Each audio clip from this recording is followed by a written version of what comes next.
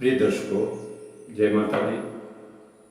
आपका हमारे YouTube channel ज्योतिष ज्ञान विचार पर बहुत बहुत स्वागत है।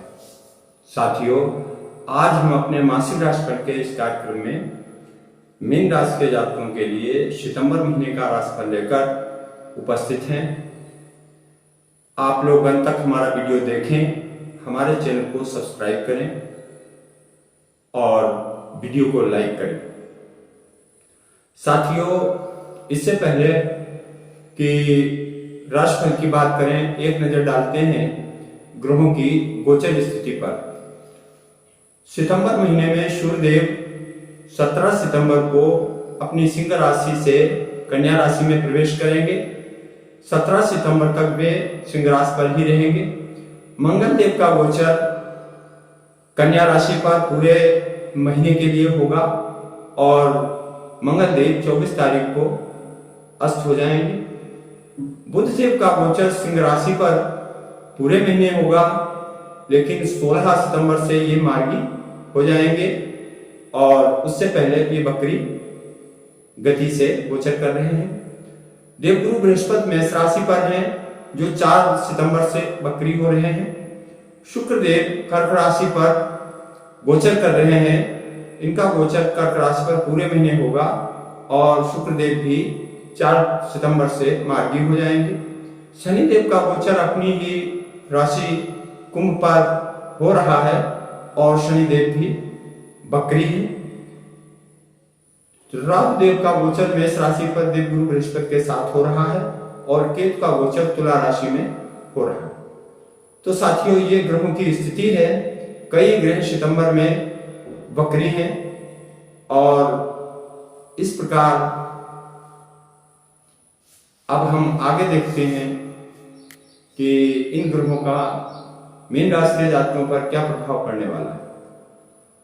साथियों, मीन राशि 12वीं राशि होती है और इसके स्वामी देवगुरु बृहस्पति होते हैं।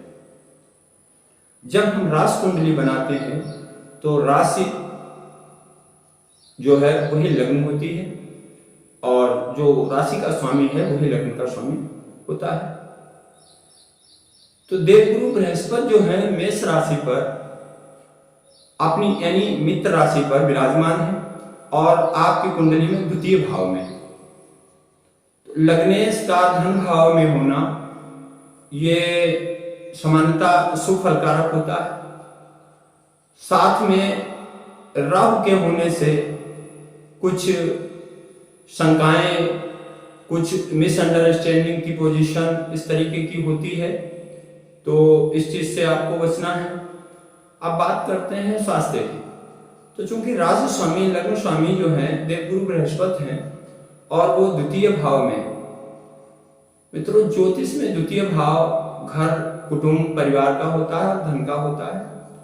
तो ये कहीं कहीं आपको धन का लाभ तो देते रहे, लेकिन राहु के साथ होने से छोटी छोटी पारिवारिक समस्याएं भी आपको ये देंगे। उन समस्याओं का आपको सामना करना पड़ेगा और अपनी बुद्धि विवेक से समाधान भी निकालना पड़ेगा।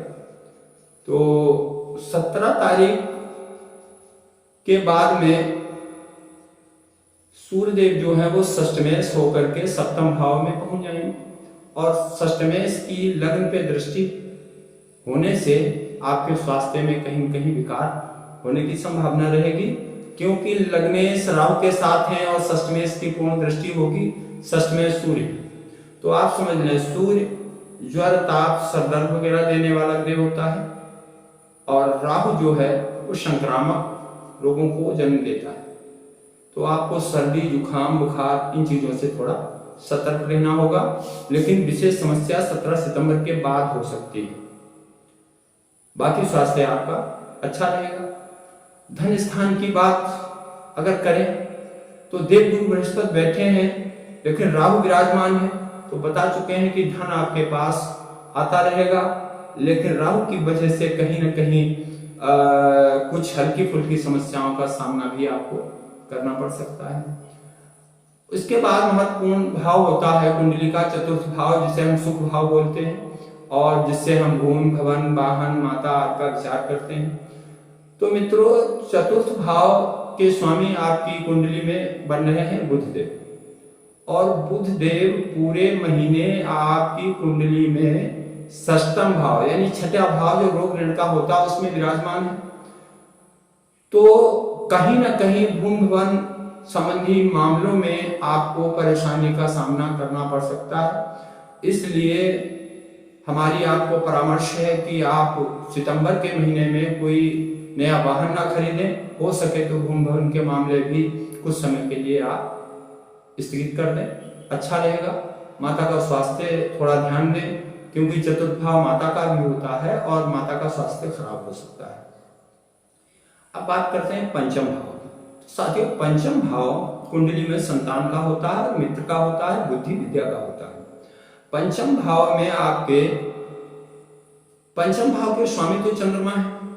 चंद्रमा बहुत गतिमान होते हैं, ये 2.25 दिन में एक राशि बदल लेते हैं, इसलिए इसका स्थायी प्रभाव जातक को प्राप्त नहीं हो पाता है। लेकिन अब पंचम भाव में विराजमान है शुक्रदेव। तो शुक्रदेव प्रेम के लिए तो अच्छे होते हैं, वो प्रेम के देवता कहे गए हैं। मतलब शुक्र का पंचम भाव में गोचर होना जातक को सुंदरता के प्रति आकर्षित करता है, या सुख सुविधा की चीजें, जो विलासिता की चीजें हैं, उनको वो पाने का मन बनाता है और प्रयास करता है। लेकिन यहाँ पर शुक्र जो है वो आपकी कुंडली में अष्टम भाव का स्वामी होगा, और अष्टम भाव का स्वामी होकर पंचम भाव में अष्टमेश का स्वामी होना वो शुभ फलकारक नहीं रहता। अष्टम भाव कष्ट का है। तो ये समय विद्यार्थियों के लिए बहुत ही कठिन दिखाई दे रहा है। उनका मन भ्रमित होगा और अन्य चीजों की तरफ आकर्षित होगा, तो उनकी पढ़ाई में व्यवधान आएगा। इसलिए उन्हें चाहिए कि वो अपने मन को पूरी एकाग्रता से अपनी शिक्षा में लगाएं, ताकि उन्हें अच्छा परिणाम प्राप्त हो सके। और जो जातक प्रेम जीवन में उनके अंदर प्रेम की भावनाएं तो बहुत डेवलप करेंगे, बहुत ज्यादा वो अपने प्रेमी के प्रति समर्पित से दिखाई देंगे। लेकिन अष्टम भाव का स्वामी विराजमान है, ये कुछ ऐसे हालात क्रिएट कर सकता है कि सब कुछ ठीक ठाक होते हुए भी आपस में अनबन और दिक्कतें पैदा हो जाएं। तो यहाँ पर आपको अपने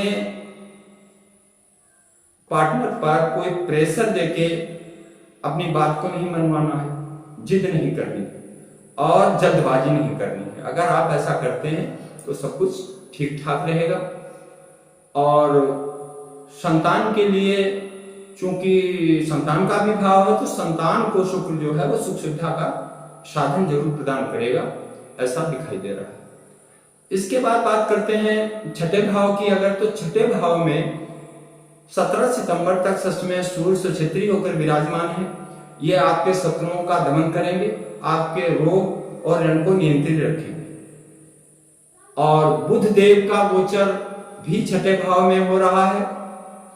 तो बुध देव का गोचर षष्ठम भाव में होने से ऐसा लग रहा है कि जो सुख भाव के स्वामी षष्ठम भाव में है, तो ननिहाल पक्ष से आपको कुछ लाभ प्राप्त हो सकता है, ये योग बन रहा है।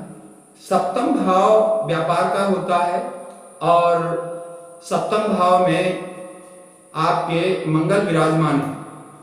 सप्तम भाव पत्नी का होता है, व्यापार का होता है, साझेदारी का होता है। और आप समझ लें कि मंगल आपके द्वादश भाव का स्वामी है, और वो सप्तम भाव में विराजमान है। मंगल एक पाप ग्रह कहा गया। तो दाम्पत्य जीवन के लिए तो ये बिल्कुल ही अच्छा नहीं है। जीवन साथी के स्वास्थ्य को प्रभावित कर सकता है, उसके लिए अचानक दुर्घटना क्रिएट कर सकता है। तो आपको ध्यान रखना है कि आते जाते समय कोई जल्दबाजी ना करें, और जीवन साथी के स्वास्थ्य पर दृष्टि रखें। अगर कोई स्वास्थ्य समस्या होती है तो शीघ्र ही उसका उपचार कराएं, ये आपके लिए हितकारी रहेगा। लेकिन साथ में एक चीज और बन रही है, मंगल देव आपकी कुंडली में भाग्य भाव के भी स्वामी है, और भाग्य भाव के स्वामी यानी नवम भाव का स्वामी केंद्र में बैठा है, तो ये एक प्रकार से राजयोग बनाता है। आपके व्यापार में उन्नति होगी और भाग्य आपका साथ देता हुआ नजर आएगा। कुछ कार्य ऐसे बनेंगे जो आपके लिए अद्भुत होंगे, जिनकी आप कल्पना नहीं कर रहे होंगे, और वो कार्य आपके पूर्ण हो जाएंगे सितंबर में। ऐसा योग दिख रहा है। अगर आप भगवान बालाजी की पूजा करते रहें और मंगल को प्रसन्न करने के लिए हनुमान चालीसा वगैरह का पाठ करें, तो मित्रों आपको बहुत अधिक लाभ होगा। क्योंकि मीन राशि पे साथ ही शनि भी चल रहा है और शनि की दृष्टि देवगुरु बृहस्पति पर भी है। तो आप अगर हनुमान चालीसा का नियमित पाठ करते हैं तो आपके भाग्य की प्रबलता बढ़ेगी, वो आपको साथ देगी, आपका स्वास्थ्य भी अच्छा रहेगा और ये आपके लिए बहुत अच्छा उपाय होगा। दसम भाव कैरियर का होता है। दसम भाव के स्वामी देवगुरु बृहस्पति हैं, जो अपनी नवी दृष्टि से देख भी रहे हैं अपने घर को। तो ये अच्छा योग है। नौकरी करने वाले लोगों के लिए अच्छे अवसर मिलेंगे, उनकी प्रशंसा होगी, उन्हें कार्य में पुरस्कार भी दिया जा सकता है, लेकिन उनको जल्दबाजी से बचना होगा। और ये इसलिए कि राहु की दृष्टि भी देवगुरु बृहस्पति के साथ में है। राहु व्यक्ति को जल्दबाजी करने के लिए प्रेरित करता है। राहु हमेशा सफलता के लिए शॉर्ट मार्ग ढूंढने का प्रयास करता है। ये ऐसा काम नहीं करना है। अगर आपने ऐसा कुछ किया तो अपने करियर में कहीं कहीं परेशानियां आपके लिए हो सकती हैं। और अब बात करते हैं लाभ भाव की।